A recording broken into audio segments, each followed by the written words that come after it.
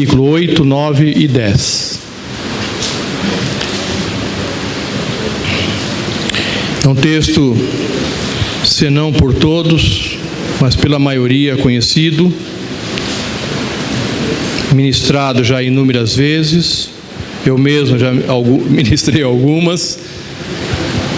E eu queria pedir graça ao Senhor para que a gente possa transmitir algum ensino nesses 3 versículos abençoados.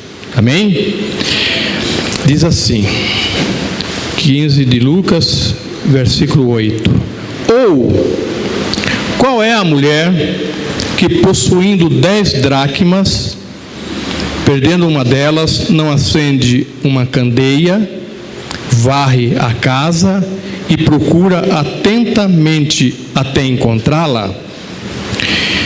E quando a encontra, reúne suas amigas e vizinhas e diz: alegrem-se comigo, pois encontrei minha moeda perdida.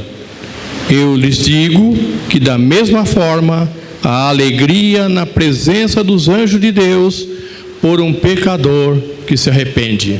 Amém? Pode sentar, meus irmãos.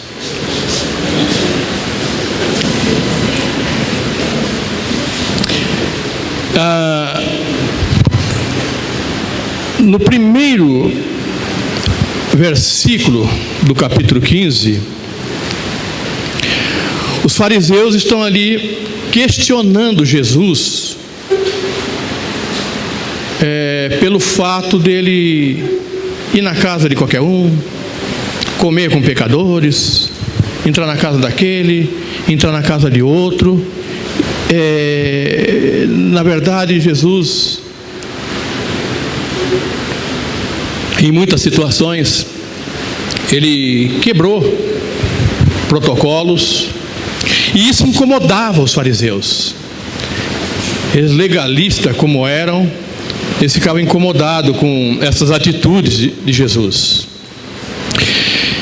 E Jesus propõe, nesse capítulo, 3 parábolas que nós costumamos chamar que são parábolas irmãs, porque a essência, a mensagem contida nas 3 é a mesma. A ideia de Jesus aqui é demonstrar o grande amor de Deus em relação aos perdidos, em relação aos pecadores, em relação àqueles que estão afastados, e que o Senhor jamais desiste. Essa é a ideia central. Depois leia todo o capítulo 15 de Lucas. Entretanto, não iremos abordar esse aspecto, mas eu gostaria de compartilhar com os irmãos alguns ensinos, algumas coisas que nós podemos aprender, e eu destaquei aqui a parábola das 10 dracmas. Porque, uma vez, desde que eu não coloque aqui conceitos humanos, que eu não fuja de princípios bíblicos, a palavra me permite pegar o conteúdo e extrair dele ensinos que sejam úteis, que possam ser utilizados na nossa vida. E é o que nós pretendemos, na graça do Senhor, com a graça do Senhor, trazer nessa manhã. Primeira coisa, a parábola das dracmas. Dracmas era uma moeda grega na época. Eu estava lendo esses dias que essa moeda, ela durou até, se eu tiver sem me ter enganado aqui, por alguns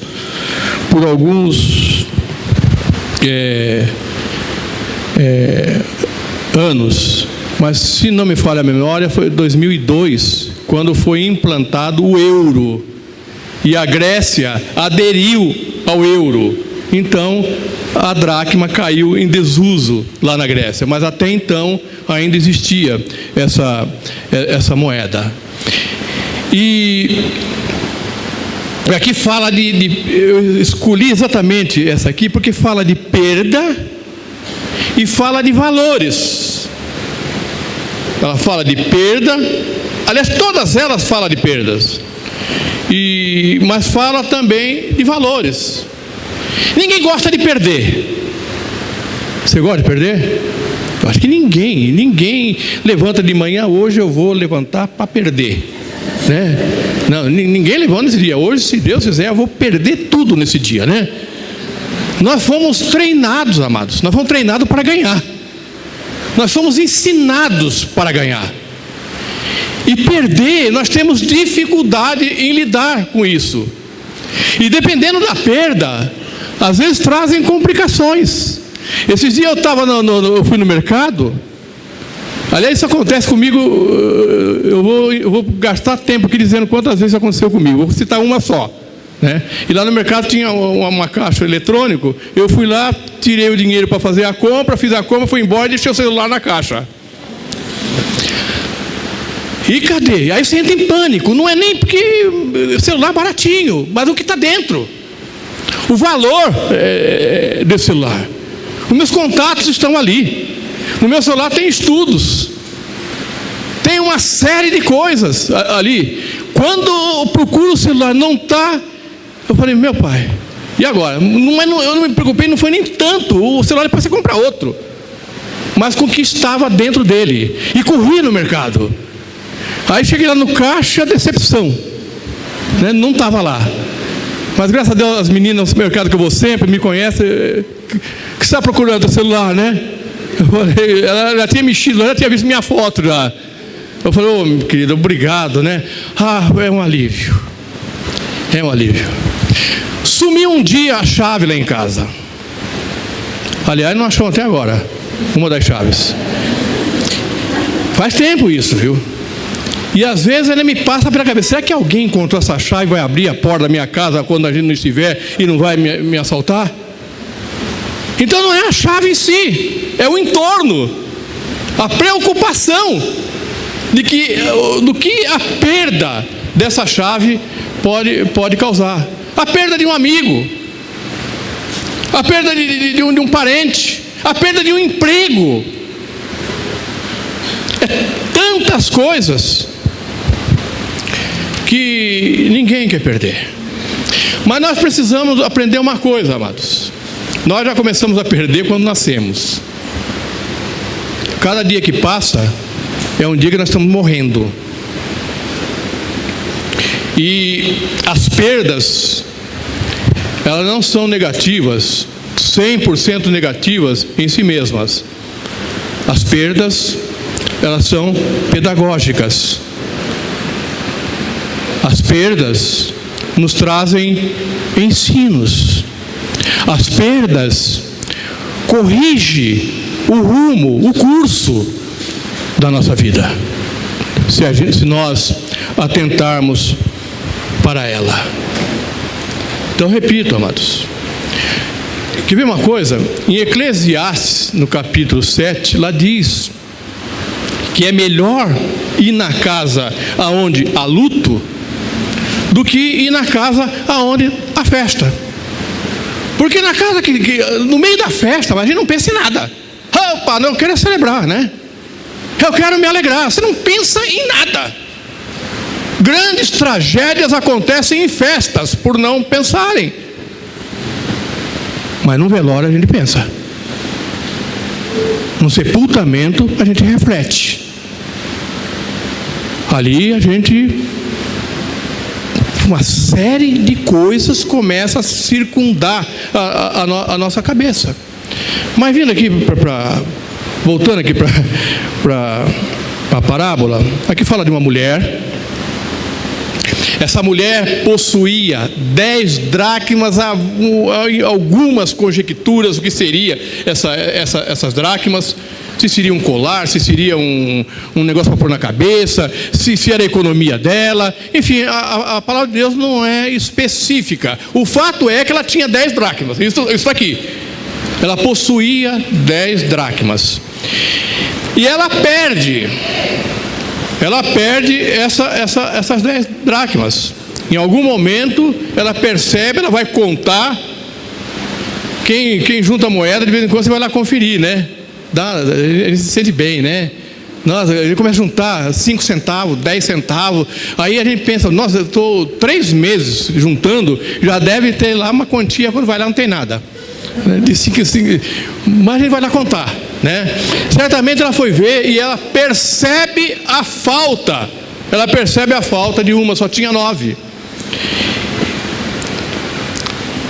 Se ele perceber aqui nessas 3 parábolas, a primeira parábola fala que um homem tinha 100 ovelhas e ele observou, contou, faltava uma.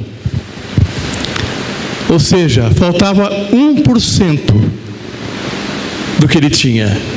Aqui a mulher tinha 10. Ela tinha 10 e de repente ela percebe que falta uma. Ou seja, ela perde 10% do que tinha. A parábola seguinte fala de um homem que tinha 2 filhos e um filho se foi. Ou seja, perdeu 50%. Mas se a gente observar a parábola do filho perdido, ali mostra que o outro que não tinha ido estava perdido dentro de casa também. Então eu poderia dizer que ali esse homem perdeu 100%. Então há uma progressão, há uma ascendência, e o Senhor quer nos ensinar alguma coisa, né, nessas 3 parábolas. Há alguma coisa a ensinar para a gente. A moeda, ela não foi perdida na rua. Ela perdeu dentro de casa, essa mulher. Ela não titubeou. Às vezes a gente perde alguma coisa e não sabe aonde. Será que eu deixei na casa lá de onde eu fui? Será que eu deixei no emprego? Deixei no ônibus? Caiu do meu bolso? Será onde é que está? Não. Essa mulher, ela tinha certeza de que a moeda tinha sido perdida dentro de casa. E aqui, amados, a maioria das coisas que nós perdemos dentro de casa. Muitas vezes nós perdemos a família dentro de casa, nós perdemos um filho dentro de casa, nós perdemos a alegria dentro de casa. Muitas coisas, se não a maioria delas, elas são perdidas dentro da nossa casa. Mas uma coisa interessante que essa mulher nos ensina, que nós aprendemos através dessa parábola de Jesus, é que essa mulher, a Bíblia diz que ela perdeu uma. Por que ela perdeu uma? Porque ela não esperou perder a segunda. Assim que ela contou as moedas, percebeu que faltava uma, ela imediatamente toma uma atitude. A Bíblia diz que ela acende a candeia, ela pega a vassoura, varre a casa e procura atentamente. Está na NVI, e na corrigida diz que diligentemente ela vai procurar a moeda que tinha perdido. Eu gosto muito, a NVI fala que ela procura. Muitas outras versões, inclusive a corrigida, a Almeida corrigida, não fala procura, fala busca. Porque minha mãe dizia isso: em casa não se perde nada. Como que você vai perder alguma coisa dentro de casa? Está aqui em algum lugar. Não tem como, você não saiu daqui. Você passou o dia todo aqui. Estava no teu bolso e agora não está mais? Está aqui. Então aquilo que a gente perde em casa, a gente não procura, a gente busca. Porque está ali. Está em algum lugar. E depois que ela encontra, ela chama as amigas e celebra o fato de ter encontrado a sua moeda, aquilo que ela havia perdido. E eu queria então aqui, a partir daqui, já ministrando e trazendo para nós a aplicação para nossas vidas. Primeiro, como diz o pastor Marcelo, na prática. Lembra, o pastor Marcelo? Ele usa muito esse termo, muito legal. Na prática. Nós precisamos reconhecer A mulher não foi procurar essa moeda do nada. Essa mulher ela foi procurar essa moeda porque ela tinha uma importância muito grande. Há até uma piada no meio evangélico aí, em cima disso, porque o texto diz que depois ela chama as amigas e faz uma festa, ela celebra ali, né? Então há uma piadinha evangélica que diz que ela gastou mais na festa do que essa dracma que ela encontrou. Porque não era a moeda em si. Por exemplo, eu encontrei isso aqui, ó, na casa do meu neto, ó.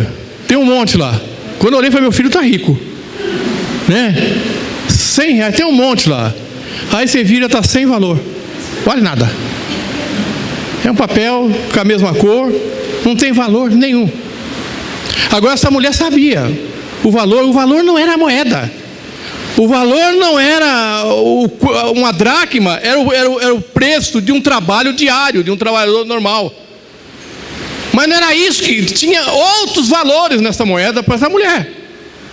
E ela sai para procurar. Então a primeira coisa, nós precisamos reconhecer o valor que há em nós, que há em você. Nós precisamos reconhecer os princípios que norteiam as nossas vidas. Há valor em você, querido. Há valor em você, querida. Há valor em você, irmãos. Você que está em casa, você tem valor. Mas é necessário que a gente reconheça isso, que perceba que esse valor existe. O Salmo 103:3 diz assim: sabei que o Senhor é Deus, foi Ele quem nos fez e somos dele. Somos o seu povo e ovelha do seu pasto. Isso tem um valor tremendo, amados. Nós somos feituras do Senhor, somos ovelhas dele. E nós não podemos perder isso de vista. Segundo,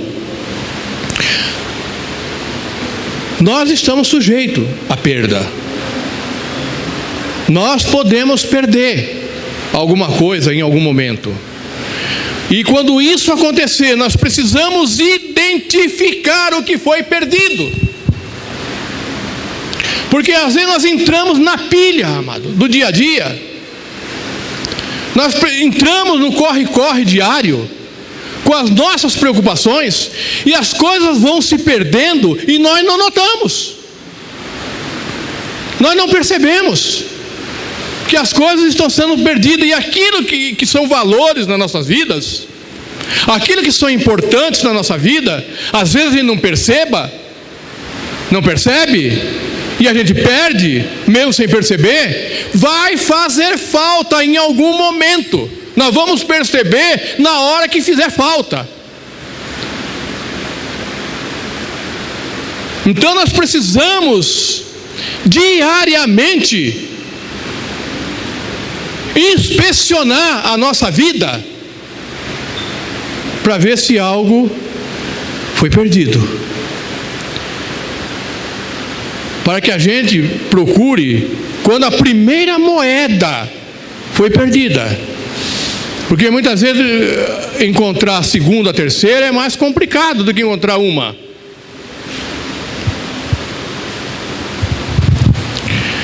Na segunda carta de Paulo aos Coríntios, no capítulo 13, versículo 5,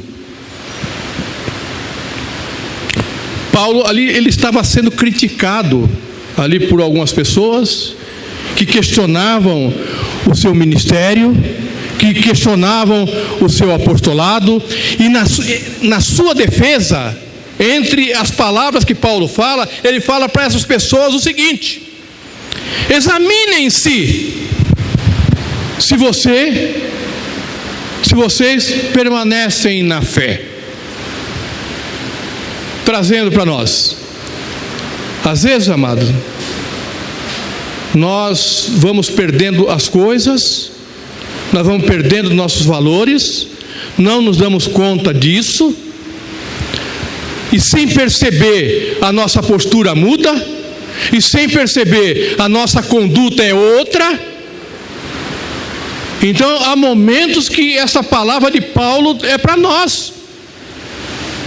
Nós precisamos examinar a nós mesmos se nós ainda somos crentes. Examinar as nossas atitudes, as nossas ações, os nossos procedimentos e dizer assim, olhar para ele e dizer: será que eu ainda sou um cristão? Será que diante de tudo que eu pratico, diante do que eu faço, eu ainda sou crente? Eu ainda sirvo a Deus? Então há momentos que nós, não precisa ninguém apontar. Aqui ninguém apontou para essa mulher, ela percebeu. Não precisa que ninguém nos aponte. É uma análise introspectiva que cada um de nós temos que fazer. É um exame pessoal. Examine-se. E seja sincero diante de Deus. A palavra de Deus diz que aquele que esconde as suas transgressões não prospera nunca. Mas aqueles que a confessam e deixam, esse alcança a misericórdia. Aleluia. Esse alcança a misericórdia. Então é o segundo aspecto aqui, amado, é identificar o que foi perdido. E para a glória de Deus, valores eternos que nós deixamos sair pelas mãos, eles podem ser restaurados. Terceiro, identifique o lugar onde perdeu. A mulher não perdeu na rua, a mulher não perdeu na igreja, a mulher não perdeu no trabalho, ninguém roubou dessa mulher, ninguém tirou dessa mulher a dracma. Ela perdeu dentro da sua casa. E às vezes nós perdemos as coisas, amado. E às vezes nós identificamos a perda na nossa vida. E a gente fica transferindo a responsabilidade para outros. Eu estou assim por causa de cicrano, de fulano. Eu estou assim por causa de cicrano, de beltrano. Nós transferimos, nós terceirizamos o nosso problema. E muitas vezes, e na maioria das vezes, isso foi perdido dentro da nossa casa, e essa casa muitas vezes é a nossa vida, é o nosso coração. Então é momento de a gente perceber, conversar com aquele que não nos deixa órfão, para nos mostrar aonde nós caímos, aonde nós deixamos se perder, aonde nós falhamos. A última vez que nós ministramos aqui, volte pelo caminho que você veio, né, Cris? A Cris comentou comigo durante a semana toda esse versículo. Volte pelo mesmo caminho.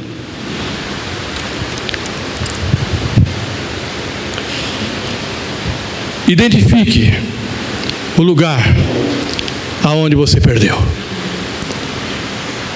Quarto, tome uma atitude imediatamente.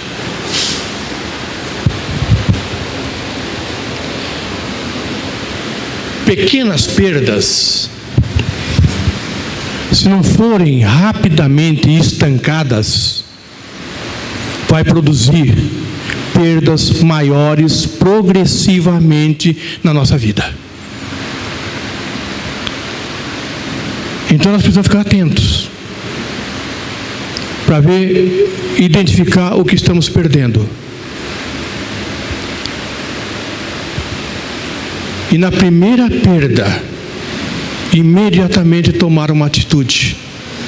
Veja que essa mulher imediatamente pegou a candeia, acendeu, pegou a vassoura, foi varrer, tomou atitude. Tomou atitude para encontrar algo que era valoroso. Porque, amados, tudo começa pequenininho. Tudo começa pequeno. As mazelas das nossas vidas não vêm de uma hora para outra. Acontece pequeno e a gente vai deixando. Deixa e vai aumentando. Deixa e vem sendo acrescentado. Deixa até que chega numa proporção difícil. Alguma atitude, aliás, toda a atitude tem que ser tomada imediatamente. Quinto, não se conforme. O conformismo é terrível. Conformismo é terrível. Essa mulher poderia pensar que é uma dracma. Eu tenho 9. Foi uma, mas eu tenho 9 na minha mão. Eu consigo depois outra. Mas ela não se conformou. Em Romanos 12 diz que nós não devemos nos conformar com o padrão desse mundo. Não nos amoldar com o padrão desse mundo. Guarde 2 coisas que eu vou falar aqui, amados. 2 frases.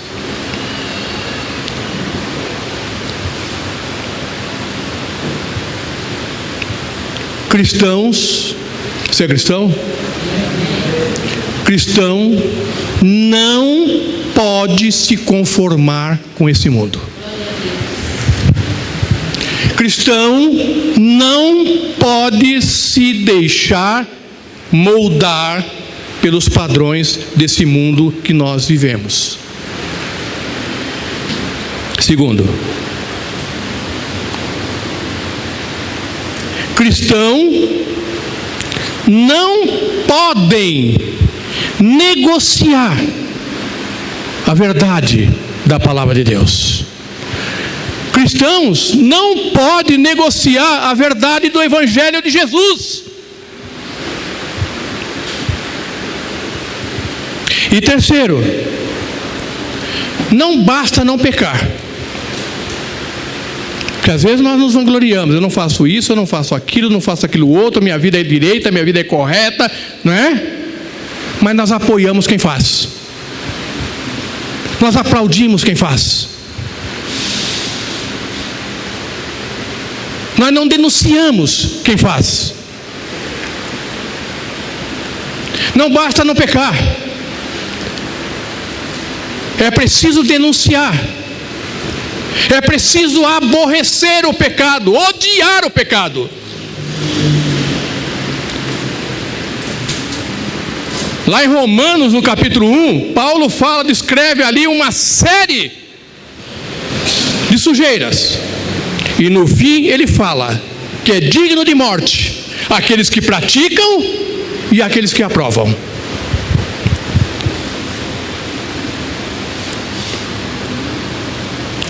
Não basta não pecar. É preciso denunciar e aborrecer o pecado com a verdade da palavra de Deus. Tem uma frase aqui de um teólogo, Francis Schaeffer. Ele diz assim: um simples cristão com a Bíblia na mão, ele pode dizer que a maioria está errada. Eu repito isso, amado. Um cristão simples, por mais humilde que seja, ele com a Bíblia na mão, ele tem autoridade para dizer que a maioria está errada.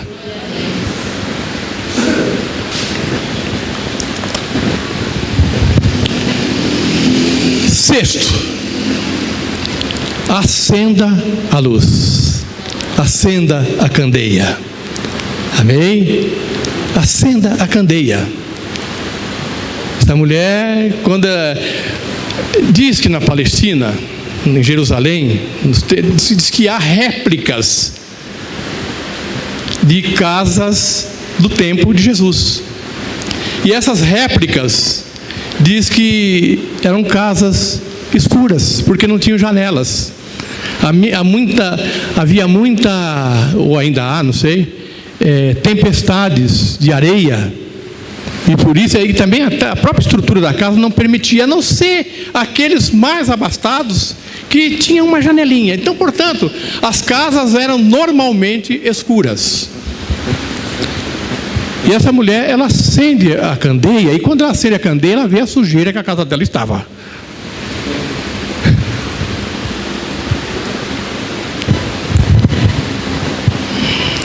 A candeia fala de luz. Uma candeia acesa fala de luz, concorda? A luz iluminou a casa. No Salmo 119 diz que a palavra de Deus, ela é lâmpada e luz. Lâmpada para os nossos pés e luz para o nosso caminho. Isso deve iluminar a nossa vida. Isso deve ser a lâmpada para nossas vidas.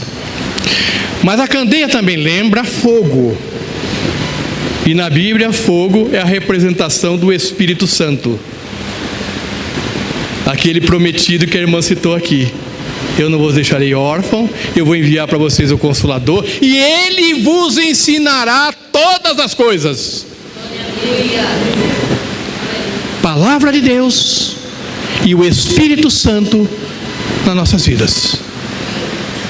Não dá para viver como cristão saudável sem essas duas coisas. A luz, amada, a luz nos confronta. Quando quer esconder alguma coisa, a melhor coisa é ir para o escuro, ninguém vê. Agora, quando ele vem para a luz, nossa, que roupas! Você não trocou a roupa ontem, né? A Sandra fala, Márcia dormiu com esse pijama de novo, né? Que às vezes veste e vai escondidinho para ela não ver, né? Mas de manhã clareou, ela viu, né?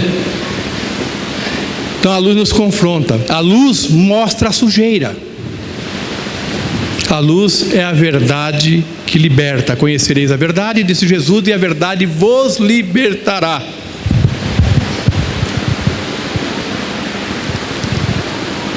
Você gosta de elogios? Será que tem alguém que não gosta de ser elogiado aqui? Eu gosto. Eu confesso que eu tenho dificuldade de lidar com elogios. Eu trabalho melhor a crítica. Eu me desconcerto com elogios. Mas não vou negar que é agradável. Né? É agradável. Nós precisamos que as pessoas, às vezes, ainda que raros, né, nos façam alguns elogios. Elogios, amado. Não tapinha nas costas. Elogios. Nós precisamos de elogios, mas precisamos de alguém ao nosso lado que nos fale a verdade. Nós precisamos de amigos que nos confrontem. A palavra de Deus nos elogia em muitos lugares, mas ela não nos alisa, não. Mas ela não dá tapinha nas nossas costas, não. Ela nos elogia, ela diz que nós somos amados do Pai, mas ela nos confronta também. Cerque-se de amigos, de pessoas que te digam a verdade, ainda que doa, ainda que você fique irado com ele em algum momento, que te elogie também, é bom, mas que não fique te alisando, sabe, acariciando as suas mazelas. Elogios são bons, nós precisamos deles, mas nós precisamos ouvir verdades. Muitas coisas na minha vida mudaram porque alguém chegou para mim e disse a verdade para mim e deu vontade de jogar a cadeira em cima dele.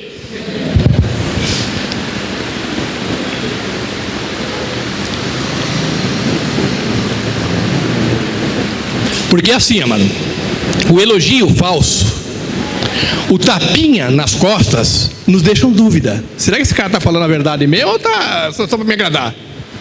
Você fica em dúvida, será que é verdadeiro isso? Agora a verdade não, amado. Rapaz, eu não gostei não, mas esse cara falou a verdade. Falou a verdade. Sétimo, valorize o que você tem. Você tem valor, amado. Você tem valor, querido. Há algo maravilhoso plantado por Deus em você. Você tem valor. Você tem valores na sua vida. Você tem família, você tem amigos, você tem igreja, tem uma série de coisas. Vários valores que permeiam as suas vidas. Mas esses valores às vezes se perdem. Identifique o que foi perdido. Volta ou examine-se diariamente o que se perdeu, o que saiu pela minha mão, que a minha vida mudou, que eu estou diferente hoje, que a alegria se foi, que o ânimo se foi, as perspectivas se esvaíram. Eu devo ter perdido alguma coisa, porque não era assim. Então identifique o que foram perdidos, o que foi perdido. E assim, amado, lá fala de sujeira, o texto fala de perda, fala de valores. Eu poderia aqui, amados, enumerar valores que a gente perde no dia a dia, mas não vou fazer, porque eu corro o risco aqui de citar valores segundo o meu entendimento. Então eu vou citar o que a Bíblia diz. E nesse que a Bíblia diz que eu vou citar, deve se resumir todos os valores na nossa vida.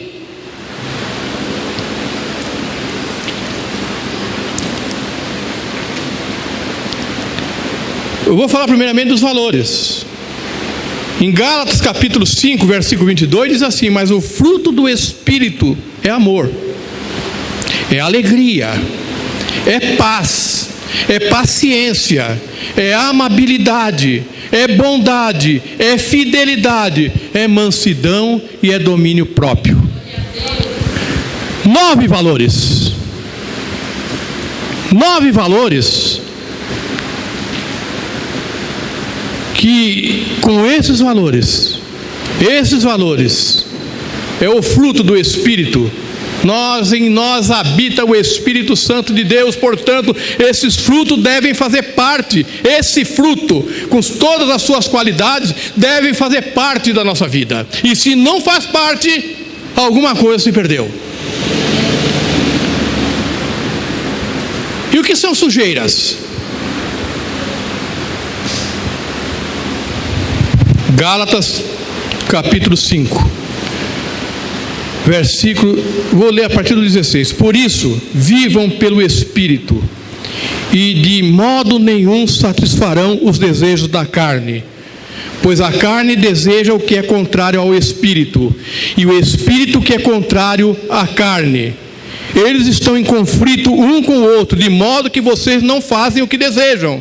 Mas se vocês são guiados pelo Espírito, não estão debaixo da lei. E agora vem a sujeirada.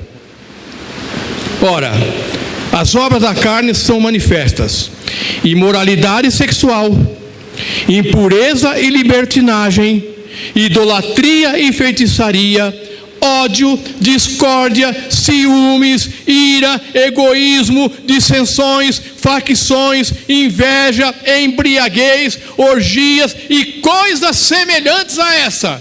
É extenso. Enche uma sala de sujeira. E que esconde os nossos valores. Nós precisamos identificar, amados, as sujeiras que têm entrado na nossa vida, as ideologias que têm entrado na nossa mente e têm ofuscado a palavra de Deus e os ensinos de Deus na nossa vida. E olha para mim aqui, amados. Às vezes nós temos sujeira de estimação. Nós varremos a casa, limpamos tudo, mas tem aquela ali bonitinha.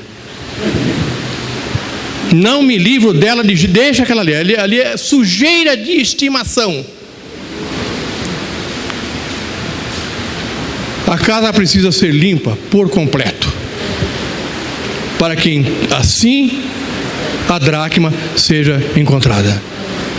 Se eu jogar qualquer coisa, que eu jogar esse microfone aqui, ó, no chão aqui, qualquer um vai encontrar, porque está limpo. Porque está limpo. Agora imagina se aqui tivesse tivesse árvores aqui, uma ventania, tivesse cheio de folha. Como dizia no passado, procurar agulha no palheiro.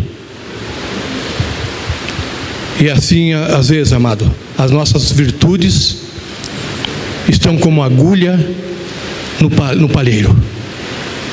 Há valores em nós, há virtudes em nós, há princípios em nós, mas nós permitimos que a sujeira invadisse a nossa sala. E esses princípios, esses valores estão ofuscados. E por último, feita a limpeza, encontrada a dracma, celebre. Alegre-se com o Senhor. Comemore. Testemunhe. Dê testemunho de fé. Ela chamou as amigas. Olha o que aconteceu. Eu estou feliz. Eu tinha perdido uma dracma, mas eu encontrei. Vamos celebrar. Vamos fazer uma festa. Sabe o que ela estava fazendo? Ela estava sendo luz. Ela estava sendo sal para essas amigas. Ela estava testemunhando para essas amigas. E aqui eu termino lendo 2 textos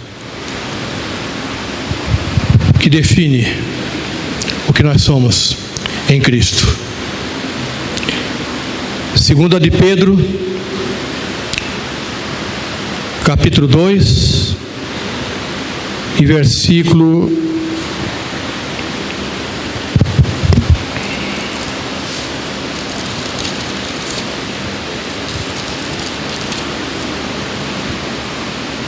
1 de Pedro, capítulo 2, versículo 9.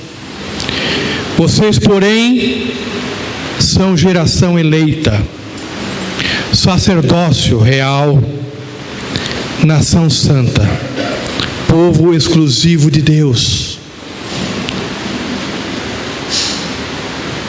escolhido de Deus para anunciar as grandezas daquele que os chamou das trevas para a sua maravilhosa luz. Antes, vocês nem sequer eram povos, mas agora são povo de Deus. Não haviam recebido misericórdia, mas agora receberam misericórdia. Aí mesmo em 1 de Pedro, no capítulo 1, versículo 18: pois vocês sabem que não foi por meio de coisas perecíveis, como prata ou ouro, que vocês foram redimidos da sua maneira vazia de viver, transmitida por seus antepassados, mas pelo precioso sangue de Cristo, como de um cordeiro sem mancha e sem defeito, conhecido antes da criação do mundo, revelado nesses últimos tempos em favor de vocês. Por meio dele, vocês creem em Deus, que o ressuscitou dentre os mortos e o glorificou, de modo que a fé e a esperança de vocês estão em Deus. Amém? Amém. Aleluia! Glória a Deus. Qual é a dracma que você perdeu?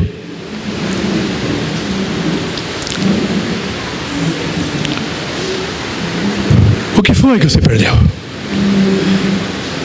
Quantas dracmas foram perdidas? O que precisa ser limpo na sua sala?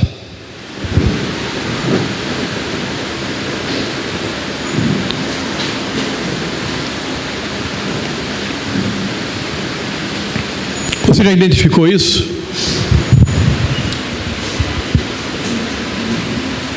Ou você chegou naquele ponto que diz que você não tem valor? A palavra de Deus diz que você tem. Essa mulher não culpou ninguém. O que eu perdi é culpa minha. O que eu perdi, provavelmente eu sei aonde foi perdido.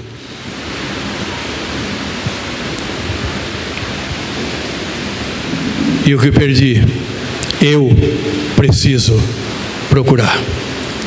Eu sei o que eu perdi. Nós sabemos o que perdemos. Nós sabemos aonde. E a palavra de Deus, trazida nessa manhã, está dizendo que nós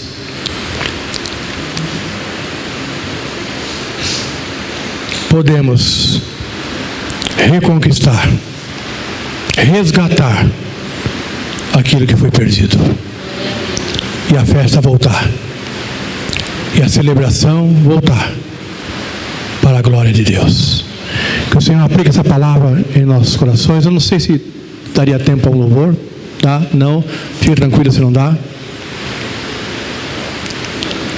Tem alguma coisa pronta?